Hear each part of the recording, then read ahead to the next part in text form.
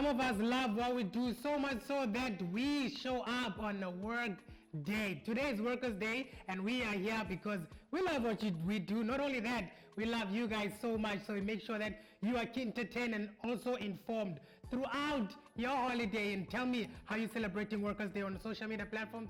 We are homegrown_CTV. Welcome back to it, ladies and gentlemen. You're still chilling with the GOAT 7784 in the building. But for now, I am joined by a gentleman that we met, I think, a year ago.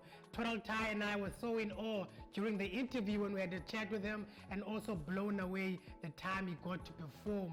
He goes by Jabulile Majola. He gave us a performance. The name of that song is Ubezi. So now we are taking it all the way back to where everything started for him. For those of you guys that are new at the station as well as on the show. But help me welcome Jabulile in studio.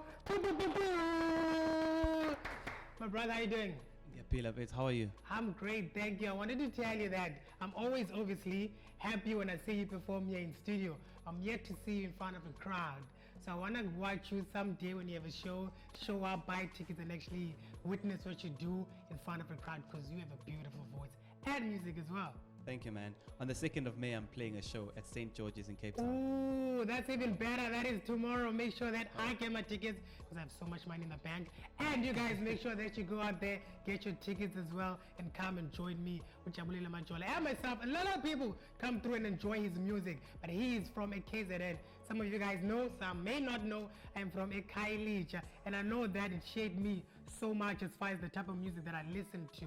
I loved Kwaito because that's all we listen to. Mafiki Zola with the Afro pop as well. Yeah. So I don't think Zola would have been my favorite artist of all time had it not been for a side B. Yeah. Talk to me about some of the people that shaped your music influence growing up in KZN. So, first of all, I was born in Pietermaritzburg, but then 3 days after my birth, my mother disappeared without a trace. So I was raised in a small farm community, a great town. And there, being a farm boy, we were very much influenced by Abo Zola 7 or Pro Kid. There was a time where I was very into rap music. But then also, it was a Christian home that I grew up in. And so there was a lot of gospel that we were influenced by. The house mothers that helped look after us, they were listening to gospel, they were listening to Maskandi. They were also listening to Afro pop. I remember about Ringo Madlingozi or Mafiki. So it was a whole lot of stuff. But then another thing is that there was a lot of English music that I was listening to at the time, country music, all sorts of things. But I remember from around the age of 12 till maybe the age of 23, I was very into rap music. I was a rapper at some point in my life. You know, who wasn't? Okay, I wasn't. I was a DJ, but okay. Yeah, I mean, people were cramping when I was in high school. Remember So you that know, era. we were that deep with hip hop. Yeah. So things have changed. I think but I've just basically gone back to my roots, to what feels like home to me, I guess. Yeah. I can't imagine what it's like growing up in a farm community, or as Laline, as some people would put it. Because whenever I travel to the Eastern Cape by bus, and we drive by these small towns, and you see that this is it. From here to here, this is all.